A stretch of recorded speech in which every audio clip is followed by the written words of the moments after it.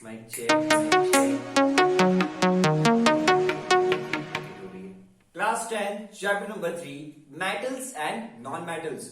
Metals और non metals क्या होते हैं, मेटल्स और नॉन मेटल्स की केमिकल रिएक्शंस क्या क्या है और क्या है इन दोनों की फिजिकल प्रॉपर्टीज और क्या है इस चैप्टर के इंपॉर्टेंट और बेसिक कॉन्सेप्ट्स। तो इन सभी सवालों का जवाब आपको मिलने वाला है इस वीडियो में और इस लेक्चर में। तो मैं मीर शर्मा आप सभी का वेलकम करता हूं आपके अपने चैनल बंकिस्तान आपके मिनी स्कूल में। तो चलते हैं नेक्स्ट बंक पर।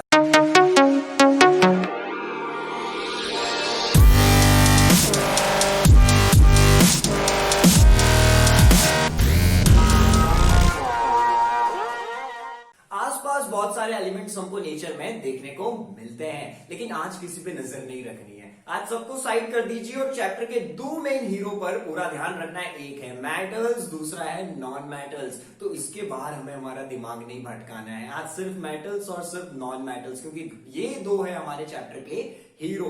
तो बात करेंगे पहले मेटल्स की और फिर नॉन मेटल्स की, और फिर क्या करने वाले हैं सर, फिर चैप्टर को ओवर करने वाले हैं, क्योंकि इस चैप्टर का नाम है मेटल्स एंड नॉन मेटल्स। तो बात किसकी होगी, पहले मेटल्स की फिर नॉन मेटल्स की, और फिर हमारा चैप्टर हो जाएगा फिनिश। इस चैप्टर को बहुत ज्यादा इजी बनाएंगे हम, क्या करेंगे, कॉम्प्लिकेटेड नहीं करेंगे। अब इंट्रोडक्शन से चालू करते हैं और बढ़ते हैं इस चैप्टर के पहले टॉपिक की तरफ, जो कि है मेटल्स। तो मेटल्स, अब किसी का इंट्रोडक्शन हम लेते हैं तो क्या करते हैं, नाम क्या है, क्लास क्या है, क्या करते हो, इंट्रोडक्शन ले लिया। ज्यादा कॉम्प्लिकेटेड, उसका नेचर क्या है, उसको क्या पसंद है, ये सब चीजें बाद में जानेंगे, पहले बेसिक इंट्रोडक्शन जरूरी है ना।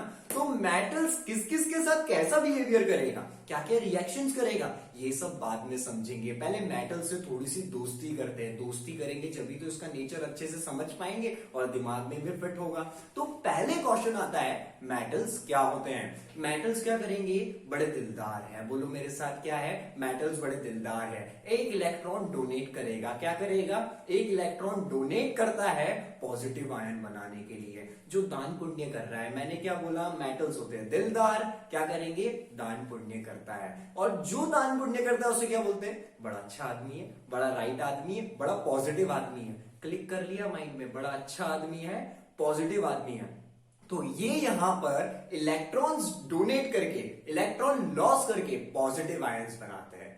ऐसे एलिमेंट्स जो इलेक्ट्रॉन को लॉस करेंगे और पॉजिटिव आयंस बनाएंगे, उन्हें हम बोलते हैं मेटल्स। अब मेटल्स की कुछ प्रॉपर्टीज के बारे में हम बात करने वाले। तो चलिए डेफिनेशन समझ लिया, अब इंट्रोडक्शन की तरफ ध्यान देते हैं। तो अब हम पढ़ने वाले हैं फिजिकल प्रॉपर्टीज ऑफ मेटल्स, क्योंकि मेटल्स क्या होते हैं, ऐसे एलिमेंट्स जो इलेक्ट्रॉन को लॉस करेंगे, पॉजिटिव आयन बनाएंगे। वो कौन है, वहां बात हो रही है मेटल्स की। किसकी बात हो रही है, मेटल्स की। अब मेटल्स का नेचर समझते हैं, ठीक है। तो चालू करते हैं फिजिकल प्रॉपर्टीज ऑफ मेटल्स।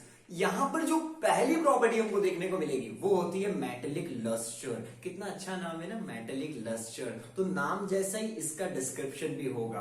क्या होता है, नया नया कुछ भी मेटल का लेके आते हो, कितना शाइन मारता है, अलग ही समझ में आ जाता है। मम्मी पापा कुछ नया लेके आए हैं, क्या होता है, जो नया नया मेटल रहता है ना, वो बहुत ज्यादा शाइन मारता है, एकदम देखते से पसंद आ जाता है। तो वही तो एक मेटल की क्वालिटी है, और क्या बोलते हैं उसे, मेटेलिक लस्टर। यानी कि जो ज्यादातर मेटल्स है वो क्या होते हैं, शाइनी होते हैं। कैसे होते हैं, उनकी सरफेस जब उन्हें नया नया लाया जाता है ना, तो शाइनी होते हैं, और उसी क्वालिटी को हम क्या बोलते हैं, मेटेलिक लस्टर। तो जो पहली प्रॉपर्टी हमको यहां पर देखने को मिलती है वो है मेटेलिक लस्टर, जो कि ये बताती है कि एक मेटल क्या होता है, बहुत शाइनी होता है, बहुत चमकीला होता है। एग्जाम्पल दूं, बड़ा अच्छा एग्जाम्पल है गोल्ड, क्योंकि गोल्ड भी एक मेटल ही है। और अगर गोल्ड शाइनी नहीं होता तो सर कैसी बात कर रहे, गोल्ड शाइनी नहीं होता तो हमारे घर में ही नहीं होता।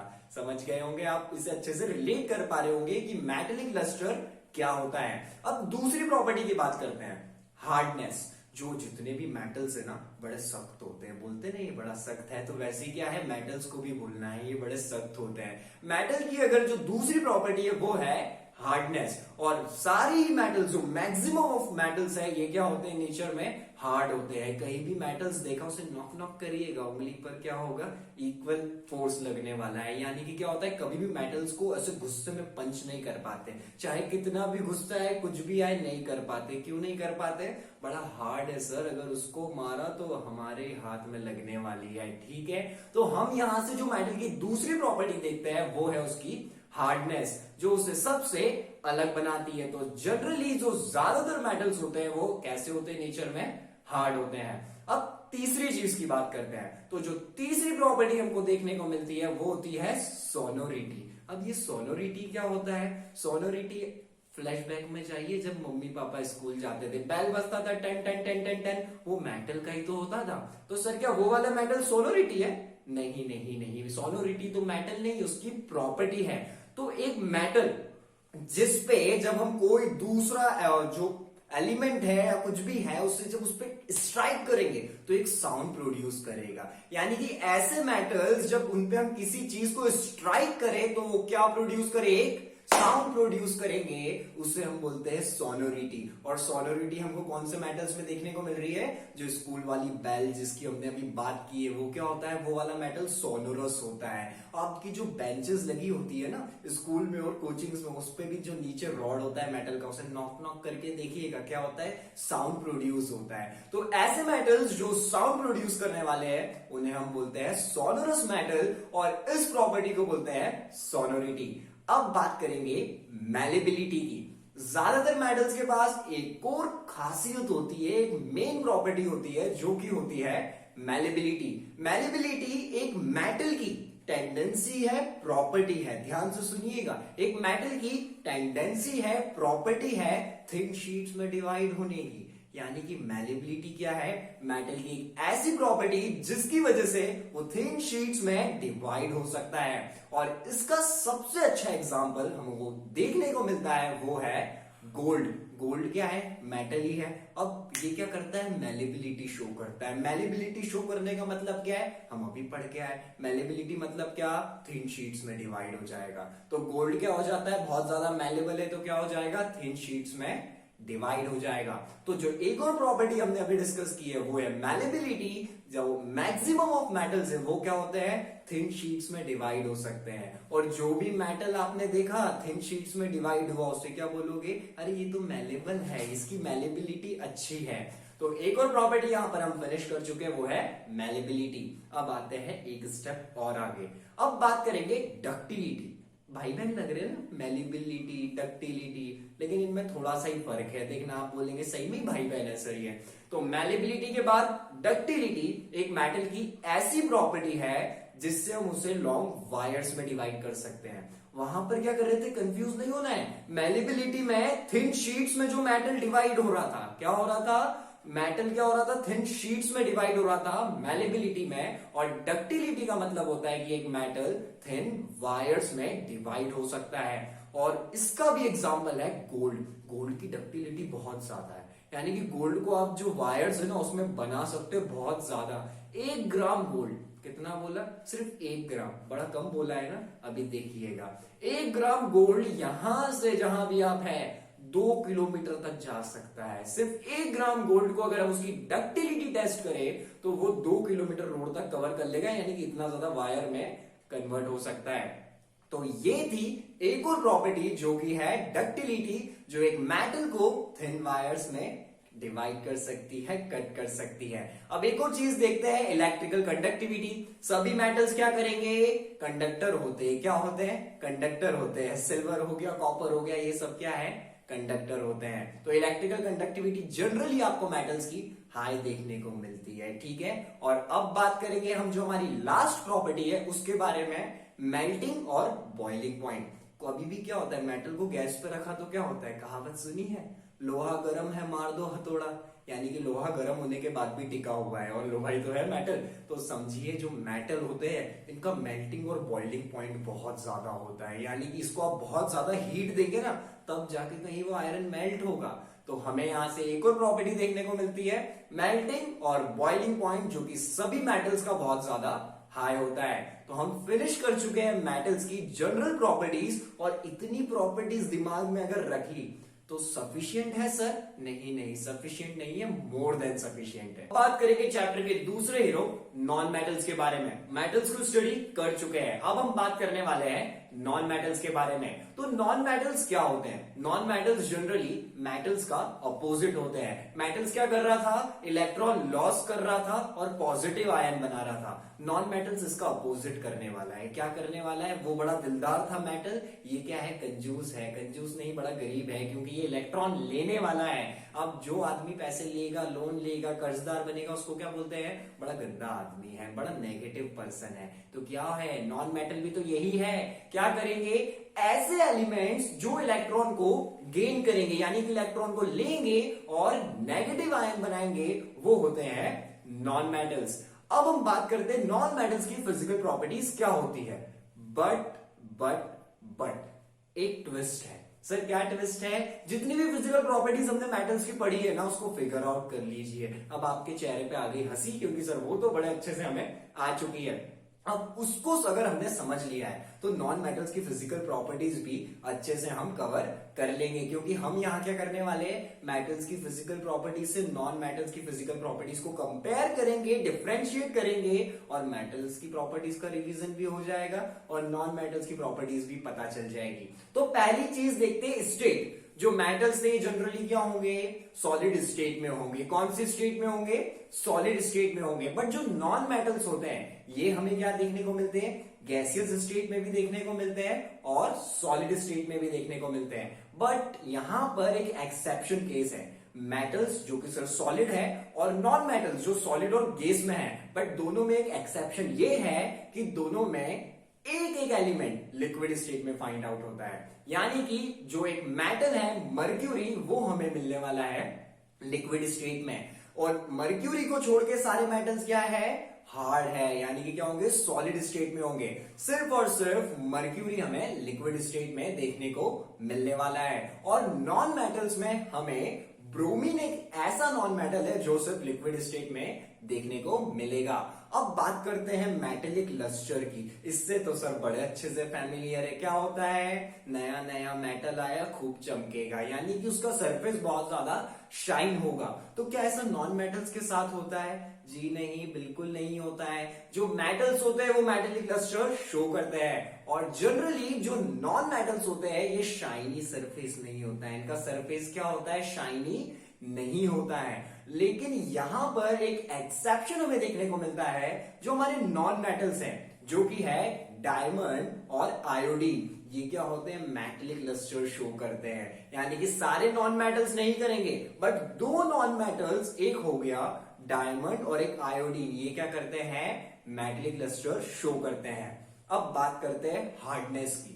सारे मेटल्स बहुत ज्यादा हार्ड है। बोलो मेरे साथ, सारे मेटल्स क्या है? बहुत ज्यादा हार्ड है। बोलते हैं ना हम, बड़ा सख्त है ये, तो वैसे क्या है? सारे मेटल्स क्या होते हैं? बहुत ज्यादा हार्ड होते हैं। बट यहां पर हमें तीन मेटल्स ऐसे देखने को मिलते हैं जिन्हें हम बोलते हैं अल्कलाइन मेटल्स, जो कि होते हैं लिथियम, सोडियम, पोटेशियम। कौन कौन से होते हैं? Lithium, sodium, potassium. ये इतने ज्यादा सॉफ्ट होते हैं ना कि इसे आप नाइफ से भी कट कर सकते हैं। सर ये कुछ जमा नहीं। आपने बोला सारे मेटल्स हार्ड होते हैं, अब आप बोल रहे हैं ये तीन जो मेटल्स होते हैं ये इतने सॉफ्ट हैं कि इसे हम नाइफ से कट कर सकते हैं। चलिए समझाता हूं आपकी लैंग्वेज में। आपकी अच्छी सी टीम है, बहुत स्ट्रॉन्ग टीम है, लेकिन उसमें दो तीन नौबिता तो देखने को मिलेंगे ना।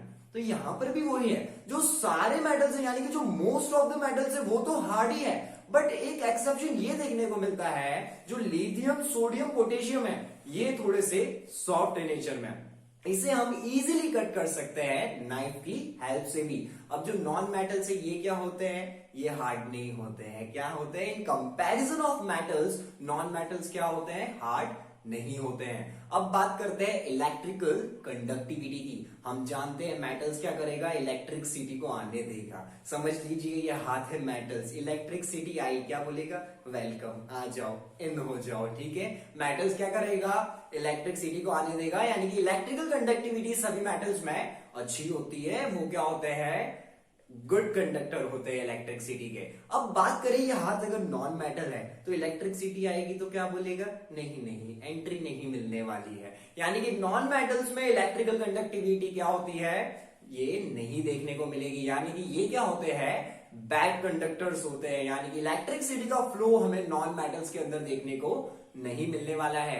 बट यहां पर जो हमारा कार्बन का एक एलोट्रॉप है ग्रेफाइट, उसमें इलेक्ट्रिसिटी कंडक्ट होती है। तो नॉन मेटल्स में क्या देखा, इलेक्ट्रिसिटी कंडक्ट नहीं करेंगे, बट जो ग्रेफाइट है जो कि कार्बन का एक एलोट्रॉप है, ये क्या करता है, इलेक्ट्रिसिटी कंडक्ट कर सकता है। तो हमने क्या करा, अब कुछ प्रॉपर्टीज को आपस में रिलेट करके देख लिया। और मेटल्स की जो एक अच्छी प्रॉपर्टी थी, मैलेबिलिटी, थिन शीट्स में डिवाइड होना, डक्टिलिटी, वायर्स में डिवाइड होना, याद है ना, बिल्कुल याद होगी। लेकिन नॉन मेटल्स ये शो करते हैं, अब ये भी पढ़ना पड़ेगा, नहीं पढ़ना पड़ेगा, क्योंकि मैलेबिलिटी और डक्टिलिटी दोनों ही नॉन मेटल्स शो नहीं करते हैं। ये दोनों ही हमें नॉन मेटल्स में देखने को नहीं मिलने वाली है। अब बात करते हैं लास्ट प्रॉपर्टी की। इसके बाद you are capable to describe metals क्या होते हैं, नॉन मेटल्स क्या होते हैं, दोनों की प्रॉपर्टीज क्या होती है। ठीक है, मजा आ गया ना। लास्ट की 1 मिनट देखो, मेटल्स नॉन मेटल्स का जनरल इंट्रोडक्शन अच्छे से फिट हो जाएगा और हम इनका एक बड़ा सा डिस्क्रिप्शन किसी को भी बता सकते हैं। अब बात करते हैं मेल्टिंग पॉइंट की। मेल्टिंग पॉइंट क्या था, जैसे वाटर को क्या करते हैं 100 डिग्री सेल्सियस पे रखेंगे, बॉईल होना चालू हो जाता है, उसका मेल्टिंग पॉइंट होता है। तो मेटल्स का क्या होता है, हमने पढ़ा है, बहुत ज्यादा हाई होता है। और नॉन मेटल्स का इतना ज्यादा हाई नहीं होता है। बट मेटल्स में एक एक्सेप्शन है, जो सेजियम और गैलियम है, इनका मेल्टिंग बॉइलिंग पॉइंट इतना ज्यादा हाई नहीं है। अब फिर से क्या होगा, टीम में 1-2 नोबिता तो मिलेंगे। तो ज्यादातर जो मेटल्स है उनका जो मेल्टिंग और बॉइलिंग पॉइंट है वो बहुत ज्यादा हाई है। बट कुछ ऐसे मेटल्स है, यानी कि जो 2 मेटल्स है हमारे, एक सेजियम और एक गैलियम, इनका मेल्टिंग बॉइलिंग पॉइंट ज्यादा नहीं है। अच्छा सर, कम होता है, कितना कम होता है, अगर इनको रखा हाथ की हथेली पे, ये पिघल जाएंगे आपकी हाथ की गर्मी से। तो इनका मेल्टिंग और बॉइलिंग पॉइंट क्या है, बहुत कम होता है। और नॉन मेटल्स का मेल्टिंग और boiling point in comparison of metals कम होता है। तो मेटल्स यहां पर भी जीत गया, क्योंकि इसका मेल्टिंग और बॉइलिंग पॉइंट ज्यादा होता है। तो अब हमने नॉन मेटल्स की फिजिकल प्रॉपर्टीज को भी मेटल की फिजिकल प्रॉपर्टीज से रिलेट करके बहुत अच्छे से समझ लिया है। पूरा ध्यान इधर होगा तो अच्छे से समझ आ गई होगी। चलिए अब चैप्टर में एक कदम और बढ़ते और लगाते हैं छलांग आगे। अब बात करेंगे मेटल्स की केमिकल रिएक्शंस की, यानी कि मेटल कौन कौन सी केमिकल रिएक्शंस हमें दिखाता है। तो अब हम बात करेंगे कि मेटल जब रिएक्ट करेगा दूसरे एलिमेंट्स के साथ तो क्या मिलने वाला है। तो बुक खोल लीजिए, क्योंकि हमारा कंटेंट बुक से बाहर नहीं होने वाला है। तो क्या होगा, हाथों हाथ आपको हैंड टू हैंड सारी चीजें मिलने वाली है। तो अब जो पहली रिएक्शन हमको देखने को मिलती है वो है जब मेटल्स रिएक्ट करेंगे ऑक्सीजन के साथ। क्या बोला मैंने, जब मेटल्स रिएक्ट करेंगे ऑक्सीजन के साथ तो क्या होता है, बता सकते हैं आप, नहीं बता सकते सर, अभी तो पढ़ा ही नहीं है। तो चलिए ध्यान दीजिए इधर, ताकि अगली बार कोई आपसे ये क्वेश्चन करे तो उसका आंसर हम दे पाए। तो देखते हैं, जब मेटल रिएक्ट करता है हमेशा ऑक्सीजन के साथ, बनाता है मेटेलिक ऑक्साइड। क्या बनाने वाला है, मेटेलिक ऑक्साइड बनाएगा। यानी कि metal plus oxygen metallic oxide बनने वाला है। क्या बनने वाला है यहां पर, मेटेलिक ऑक्साइड हमें मिलेगा। या इस रिएक्शन का जनरल फॉर्मूला आप अभी स्क्रीन पर देख पा रहे होंगे, जिसमें लिखा हुआ है metal plus oxygen equals to, यानी कि उस साइड मिलेगा मेटेलिक ऑक्साइड। इसको दिमाग में अगर आप फ्रेम कर पा रहे हैं ना, तो रिएक्शन बहुत ज्यादा इजी बनने वाली है आपके लिए। कितना ज्यादा इजी बनने वाली है इस बात का पता लगाते हैं और बढ़ते हैं रिएक्शंस की तरफ। आज तक रिएक्शन इतनी सिंपल कभी नहीं लगी होगी। बस याद रखना है, metal plus oxygen metallic oxide. ठीक है, तो अब जो पहली रिएक्शन हमको देखने को मिलती है वो है 2 कॉपर। यानी कि क्या होगा, कॉपर हमारा एक मेटल है, प्लस ऑक्सीजन लेंगे। तो कॉपर और ऑक्सीजन, यानी कि मेटल के तौर पर हमने यहां पर क्या ले लिया है, कॉपर ले लिया है, और ऑक्सीजन है, ये आपस में रिएक्ट करेंगे, क्या बनाएंगे, मेटेलिक ऑक्साइड बनाएंगे। याद है ना आप लोगों को, जी हाँ, मेटेलिक ऑक्साइड बनाएंगे। तो यहां पर मेटल की जगह कौन सा मेटल लिया है, कॉपर लिया है, जैसा कि आप देख पा रहे होंगे। तो जब कॉपर ऑक्सीजन के साथ मिलेगा तो क्या बनने वाला है, कॉपर ऑक्साइड बनने वाला है। क्या बनने वाला है, कॉपर ऑक्साइड बनने वाला है, जो कि अब बिल्कुल बेसिक जैसी बात हो गई है। तो इस रिएक्शन को जब हम करेंगे तो यहां पर 2Cu लेंगे, यानी कि कॉपर कितने नंबर ऑफ मोल्स है, 2 नंबर ऑफ मोल्स है, प्लस O2 यहां पर करेंगे तो इन प्रोडक्ट हमें मिलेगा मेटल और ऑक्सीजन कंबाइन हो जाएंगे आपस में। तो क्या बनेगा, 2CuO मिलेगा और इसको हम बोलते हैं कॉपर 2 ऑक्साइड, जैसा कि आप स्क्रीन पर अभी देख पा रहे हैं। तो ये रिएक्शन हमें बहुत अच्छे से समझ में आ गई। सर वाओ, ये तो बड़ा इजी निकला। एक मेटल लिया, ऑक्सीजन के साथ कंबाइन करा, मेटलिक ऑक्साइड बना दिया। आगे भी ऐसा ही होगा क्या? बिल्कुल आगे भी ऐसा ही होने वाला है। अब क्या है, एकदम शांति से बैठना है, थोड़ा सा स्ट्रिक्ट माहौल करेंगे और चैप्टर को अब पूरा कवर करने वाले। फटाफट 3 रिएक्शंस अब आपकी तरफ बढ़ रही है। तो अब अगली जो रिएक्शन हमें देखने को मिलती है वो होती है एल्यूमिनियम के साथ। किसके साथ? एल्यूमिनियम को और ऑक्सीजन को कंबाइन करेंगे। General formula metal plus oxygen, metallic oxide. तो यहां पर aluminium plus oxygen, aluminium oxide. तो रिएक्शन कुछ इस टाइप से होगी, 4 एल्यूमिनियम प्लस 3O2, यानी कि एल्यूमिनियम के मोल्स कितने हैं? 4 है, और यहां पर जो हमारा ऑक्सीजन है वो कितना है? 3O2 है। तो प्रोडक्ट साइड हमको देखने को मिलता है 2Al2O3, यानी कि क्या देखने को मिला? 2Al2O3। Al को हमने 2Al2 क्यों लिखा है? क्योंकि 4 थे, तो यहां पर एल्यूमिनियम प्रोडक्ट साइड भी कितना होना चाहिए?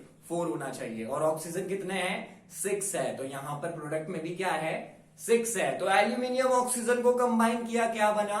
एल्यूमिनियम ऑक्साइड बना। यहां तक हमें बेसिक्स रिएक्शन समझ में आ चुकी है। ये जो अभी आपने 2 रिएक्शंस देखी है ना, इसको दिमाग में फिट कर लीजिए। और अगर आपसे किसी ने भी पूछा कि रिएक्शंस क्या होने वाली है जब मेटल प्लस ऑक्सीजन होगा, ये 2 रिएक्शन वहीं पर स्टिक कर दीजिएगा, मींस वहीं पर चिपका दीजिएगा, आपका काम हो जाएगा। अब जो हमारे मेटेलिक ऑक्साइड्स होते हैं, हम समझ चुके हैं मेटल प्लस ऑक्सीजन होगा तो क्या बनता है? मेटेलिक ऑक्साइड बनता है। तो ये जो मेटेलिक ऑक्साइड्स होते हैं ये जनरली बेसिक होते हैं नेचर में। क्या होते हैं? बेसिक होते हैं नेचर में। लेकिन यहां पर भी एक एक्सेप्शन हमें देखने को मिलता है जो आपकी बुक में भी है, और वो ये है कि जो कुछ हमारे मेटलिक ऑक्साइड्स होंगे ये क्या करते हैं? एसिड के साथ भी रिएक्शन दिखाते हैं, बेसिक के साथ भी रिएक्शन दिखाते हैं, और इसीलिए हम इनको बोलते हैं एम्फाइट्रिक ऑक्साइड्स। क्यों बोलते हैं एम्फाइट्रिक ऑक्साइड्स? क्योंकि ये एसिड के साथ भी दोस्ती बना रहा है, बेसिक के साथ भी बना रहा है। यानी कि एसिड के साथ भी रिएक्शन देखने को मिलेगी,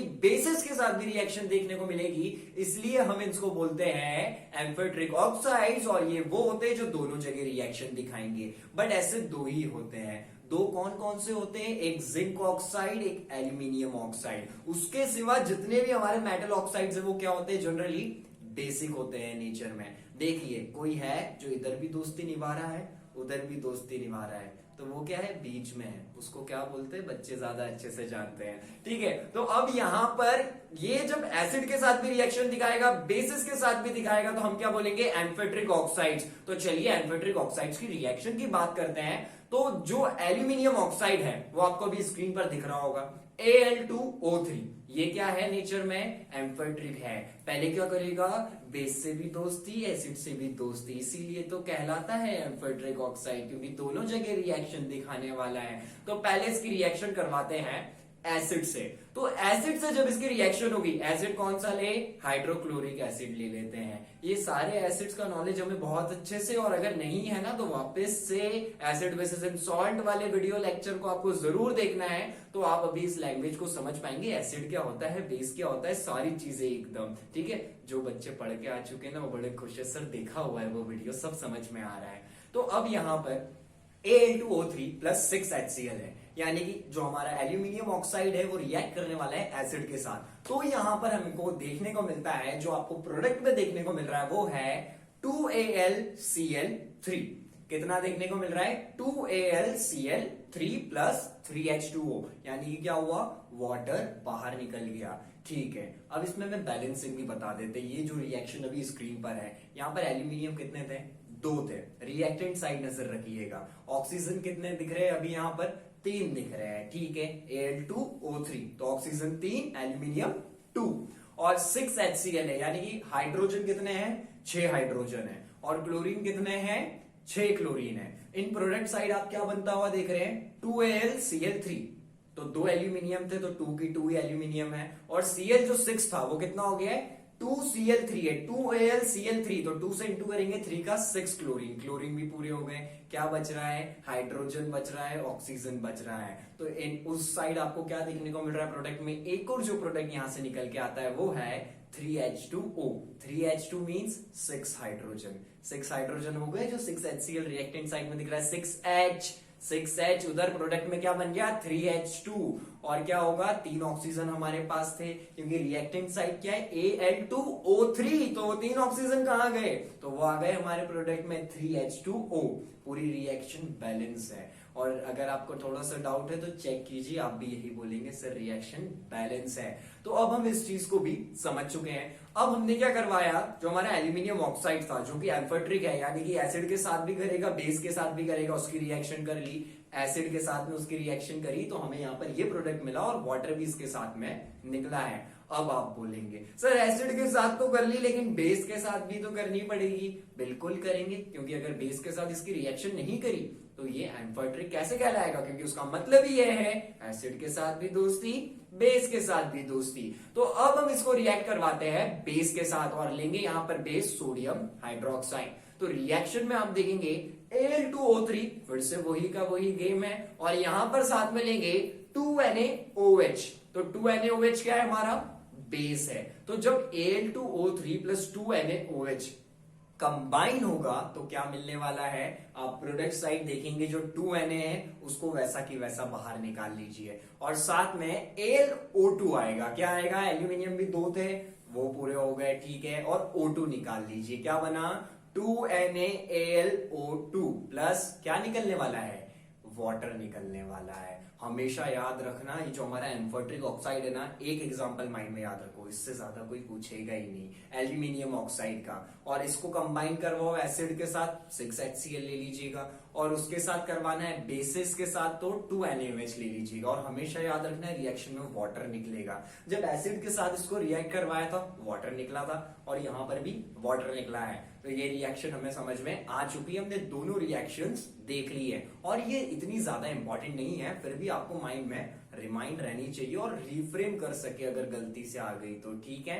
तो इस रिएक्शन में भी वाटर मिला है, और एक और जो प्रोडक्ट है वो है 2NaAlO2। तो इसमें अब हमको कोई डाउट नहीं है। तो हम क्या कर चुके हैं, जो एक्सेप्शन था कि जो हमारे जो मेटलिक ऑक्साइड्स होते हैं ये नेचर में बेसिक होते हैं, बट कुछ क्या होते हैं एम्फोटेरिक, तो उसका सबूत भी आपको यहां पर मिल चुका है, उसका प्रूफ भी मिल चुका है। इसने दोनों के साथ रिएक्ट किया है, एसिड के साथ भी बेस के साथ भी, और ये रिएक्शन सब अच्छे से डिस्कस कर चुके हैं।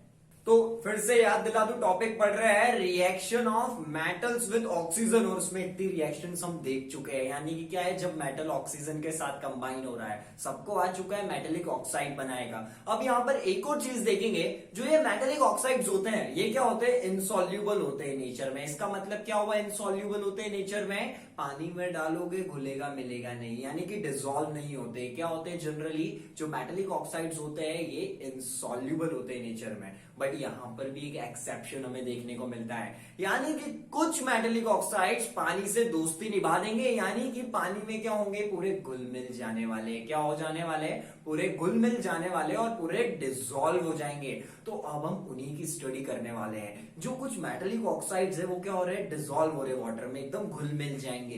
तो देखते हैं वो कौन से हैं। वो होते हैं हमारे एल्कली मेटल्स, जो कि है सोडियम और पोटेशियम। तो मेरे साथ रिपीट करना है घर में बैठे बैठे, सोडियम और पोटेशियम क्या है, वाटर के साथ डिसॉल्व हो जाएंगे, वाटर में सॉल्यूबल है, उसके साथ दोस्ती निभाएंगे, और बाकी सब मेटेलिक ऑक्साइड्स डिसॉल्व नहीं होते, इनसॉल्यूबल होते हैं। तो अब रिएक्शन समझते हैं, ठीक है। तो अब कुछ बच्चे हंस रहे होंगे, क्यों हंस रहे हैं सर, एक रिएक्शन क्या देखेंगे, सोडियम और पोटेशियम का ऑक्साइड है वो वाटर के साथ कंबाइन होगा तो दोनों आपस में चिपक जाएंगे, ऐसा ही तो कुछ होगा। जी हाँ, बिल्कुल यही होने वाला है। ये रिएक्शन सबसे इजी होने वाली है, और अब आपको स्क्रीन पर यहाँ पर वो दोनों रिएक्शंस दिख रही होगी। ये बहुत ज्यादा इजी है क्योंकि वाटर के साथ सिर्फ कंबाइन करना है। तो सोडियम ऑक्साइड जो हमारा है, जो कि ये Na2O आपको दिख रहा है, Na2O को क्या करा, वाटर के साथ करो। वाटर का जनरल फॉर्मूला H2O, सबको पता है। तो Na2O प्लस H2O करेंगे तो बन जाएगा 2NaOH।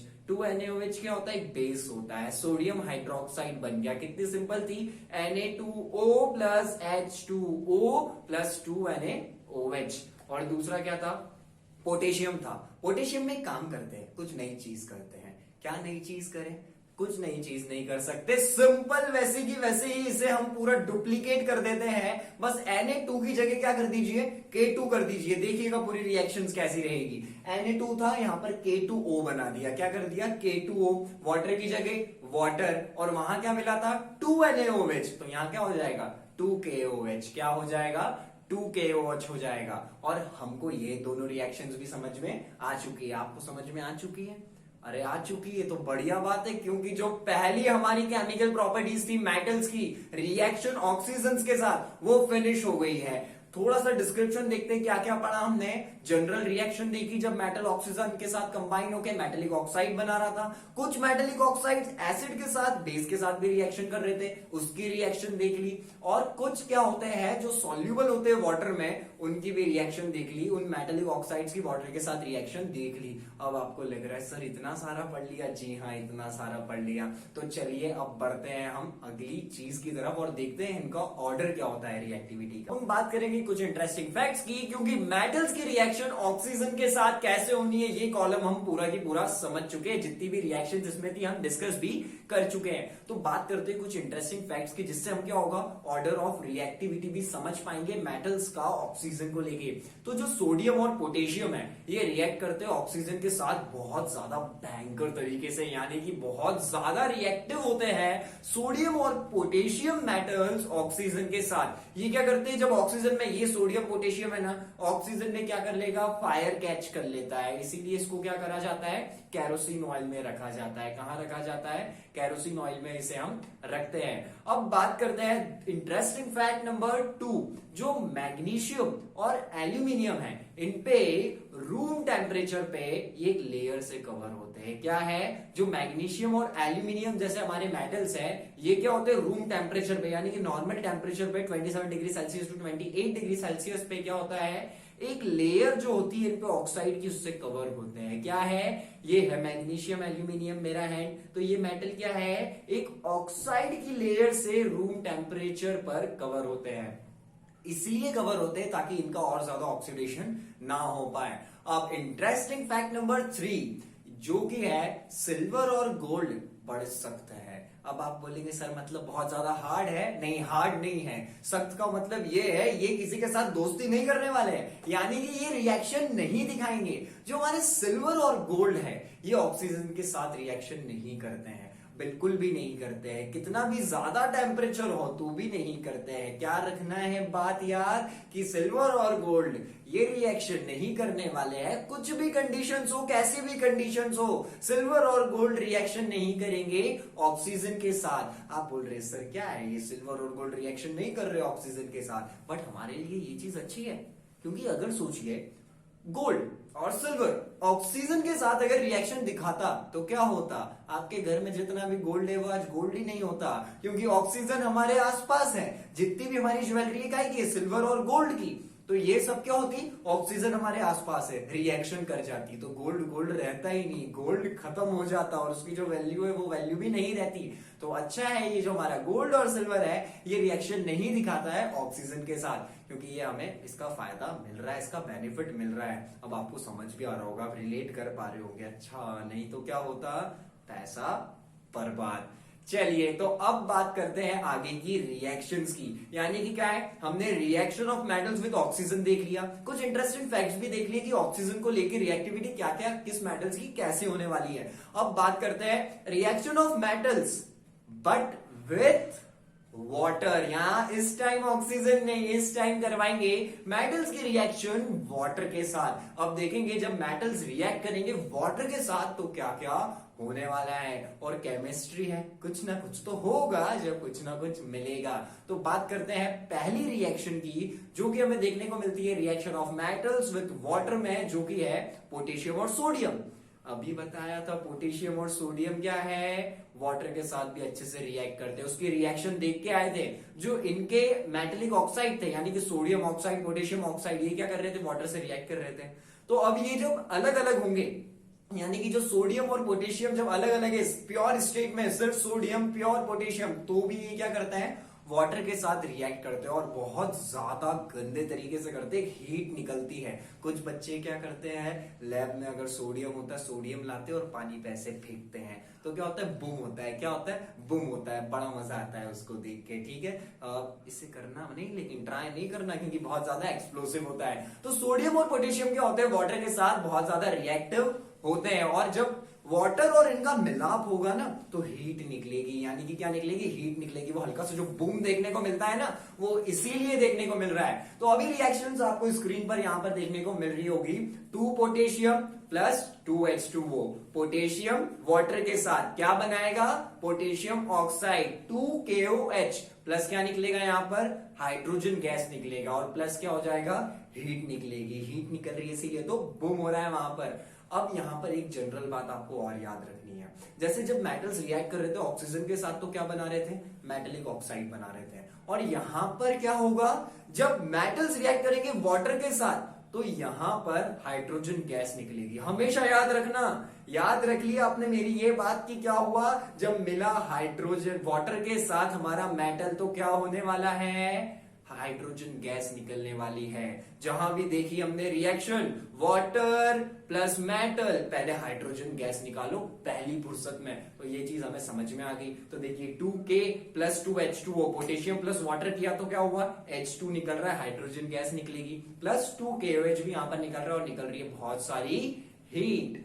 अब बात करते हैं अगली रिएक्शन की, जो कि है 2Na प्लस 2H2O। जो हमारा सोडियम है वो भी रिएक्शन दिखाता है वाटर के साथ, तो क्या बनाएगा, 2NaOH प्लस क्या निकलने वाली है, हाँ सही बोल रहे हैं, हाइड्रोजन गैस, प्लस यहां पर निकलेगी हीट। अब ये रिएक्शंस भी समझ गए, क्या हुआ, सोडियम पोटेशियम वाटर के साथ रिएक्ट कर रहे हैं। ये इतने भयानक तरीके से करते हैं ना, इन्हें वाटर में रखना ही नहीं चाहिए, रखेंगे तो क्या होगा, ये रिएक्शन हो जाएगी। समझ भी गए हैं आप तो बहुत अच्छे से। इसीलिए इसको बेटा क्या किया जाता है, कैरोसिन ऑयल में रखते हैं। तो इससे क्या करेंगे, कैरोसिन ऑयल में रखेंगे, ताकि क्या बोलेंगे, बाहर रिएक्शन दिखाता है ऑक्सीजन के साथ भी सबके साथ भी, इसीलिए कहां रख दो, हम रखेंगे इसे कैरोसिन ऑयल में। इसीलिए क्या होगा, जो वाटर के साथ इसकी रिएक्शन है उसको हम बचा सकते हैं।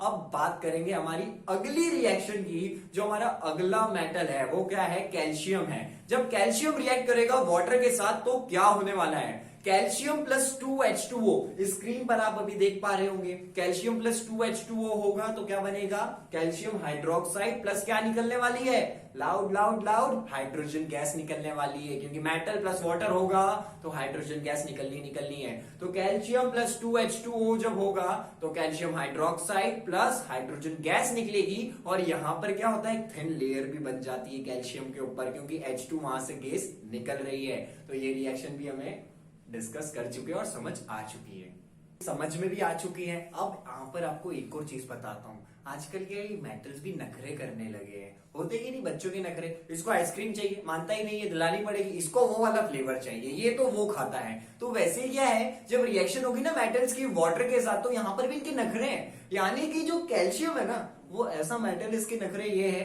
गर्म पानी में रिएक्ट नहीं करूंगा, ठंडा पानी चाहिए। यानी कि क्या होगा, ये जो रिएक्शन हमने अभी समझी है, अभी देखी है, इसमें जो आपको क्या लिखना है, वाटर के नीचे कोल्ड लिखना है। क्या लिखना है, कोल्ड लिखना है। जो हमारा कैल्शियम है ये हमेशा कोल्ड वाटर के साथ रिएक्ट करेगा और बनाएगा कैल्शियम हाइड्रोक्साइड, और साथ में क्या निकलेगी, metal plus water, hydrogen gas. हमेशा याद रखना है, जब भी मेटल्स रिएक्ट करते हैं वाटर के साथ तो क्या होगा, हाइड्रोजन गैस तो निकलनी है, बाकी दूसरा कुछ भी बने।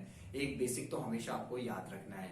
यहाँ पर हमें समझ में आ गया है, कैल्शियम वाली रिएक्शन देखिए, और हमेशा कोल्ड वाटर लीजिएगा, नहीं तो कैल्शियम नाराज हो जाएगा, रिएक्शन नहीं करने वाला है। अब हम बात करेंगे जो हमारे एल्यूमिनियम है और आयरन है, ये भी मेटल्स है, किसके साथ रिएक्शन करवाएंगे, पढ़ क्या रहे, reaction of metals with water. तो अब एल्यूमिनियम और आयरन की किससे करवाएंगे, वाटर के साथ करवाएंगे। बट जैसा अभी मैंने बोला कि इनके क्या होते हैं, नखरे, वहां पर कैल्शियम को कोल्ड वाटर चाहिए रिएक्शन करने के लिए, तो वैसे ही आयरन और एल्यूमिनियम को स्टीम वाटर चाहिए रिएक्शन करने के लिए। ये ना तो कोल्ड से करेंगे ना हॉट से करेंगे, स्टीम से करेंगे। बोलो मेरे साथ, ना ये कोल्ड से करेंगे ना हॉट से करेंगे, स्टीम से करेंगे। तो होती है स्टीम वाटर के साथ रिएक्शन, तो आपको स्क्रीन पर दिख रही होगी 2 एल्यूमिनियम प्लस 3H2O। तो 2 एल्यूमिनियम प्लस 3H2O होगा, और ये स्टीम वाटर है, और हमें यहां पर मिलेगा एल्यूमिनियम ऑक्साइड, यानी कि Al2O3 प्लस हाइड्रोजन गैस हमेशा की तरफ निकलने वाली है 3H2। और साथ ही साथ वैसे ही आयरन की रिएक्शन हम देखेंगे, 3Fe प्लस 4H2O, तो क्या होगा, Fe3O4 बनाएगा प्लस 4H2 बनाएगा। सर अब इसका अच्छे से समझा नहीं रहे बैलेंसिंग इसका कितना क्या है, क्योंकि बैलेंसिंग में अब आप थोड़े से कैपेबल हो चुके हैं, इसलिए ये जो रिएक्शन है मैंने आपको थोड़ा सा डायरेक्ट बताई है। अब यहाँ पर 3 आयरन है, उधर भी 3 है, ये सब चेक कौन करेगा? ये आप चेक करने वाले हैं, क्योंकि मेरे बच्चे केमिकल रिएक्शन एंड इक्वेशन का फर्स्ट पार्ट वीडियो लेक्चर देख के बैलेंसिंग अच्छे से समझ चुके हैं। क्या बोल रहे? नहीं देखा? जल्दी से देख लीजिएगा, एकदम बैलेंसिंग टाइट हो जाएगी, उसके बाद ये वाला चैप्टर भी अच्छे से समझ में आएगा। तो इनके नखरे क्या है एल्यूमिनियम आयरन के? ना हॉट वाटर के साथ ना कोल्ड वाटर के साथ, मैं तो रिएक्ट करूंगा भैया स्टीम वाटर के साथ। तो दिया हमने इसको स्टीम वाटर, मिली रिएक्शन जो कि आपको स्क्रीन पर दिख रही है, और ये रिएक्शन बहुत ज्यादा समझने में इजी है, क्योंकि क्या हुआ, 2 एल्यूमिनियम प्लस 3H2O रिएक्ट करा, Al2O3 यानी कि एल्यूमिनियम ऑक्साइड, और यहां से हाइड्रोजन गैस निकलेगी जो कि होती है 3H2, और यहां पर क्या हुआ, आयरन लगा दीजिए एल्यूमिनियम की जगह, 3Fe प्लस 4H2O ने रिएक्ट करा, Fe3O4 प्लस 4H2 हुआ, हाइड्रोजन गैस निकली और Fe3O4 बना। ठीक है, ये भी क्लियर। अब एक गुड न्यूज देता हूं, चलो ठीक है, फिर अगली रिएक्शन पढ़ाऊंगा। अच्छा सर, गुड न्यूज के बाद फिर रिएक्शन पढ़ाओगे? गुड न्यूज दे दीजिए, reaction of metals with water खत्म हो चुकी है। तो हमने क्या डिस्कस कर लिया है अभी तक? जो क्या था, इंट्रोडक्शन था हमारा मेटल्स का, नॉन मेटल्स का, वो समझ गए, उनकी फिजिकल प्रॉपर्टीज हमने डिस्कस कर ली। अब इसके बाद में कुछ इंटरेस्टिंग फैक्ट्स भी देखे और बहुत सारी मस्ती की है ना, ऐसे नहीं भूलना है। और क्या किया है, जो रिएक्शंस थी, केमिकल रिएक्शंस मेटल की, किस किस के साथ? ऑक्सीजन के साथ पूरी आ गई, वाटर के साथ पूरी आ गई। अब बची हुई हम डिस्कस करेंगे नेक्स्ट पार्ट में, मींस इस पार्ट में इतना ही, और इस चैप्टर के जितने भी बचे हुए टॉपिक्स हैं वो हम डिस्कस करने वाले हैं नेक्स्ट वीडियो में, नेक्स्ट लेक्चर में। तो वीडियो पसंद आया हो तो लाइक करें, शेयर करें और सब्सक्राइब करें, ताकि आज ही आप बन जाए बंकिस्तान फैमिली का हिस्सा। तो मिलते हैं नेक्स्ट बंक पर, और इसी के साथ मैं मिहिर शर्मा आप सभी से विदा लेता हूं।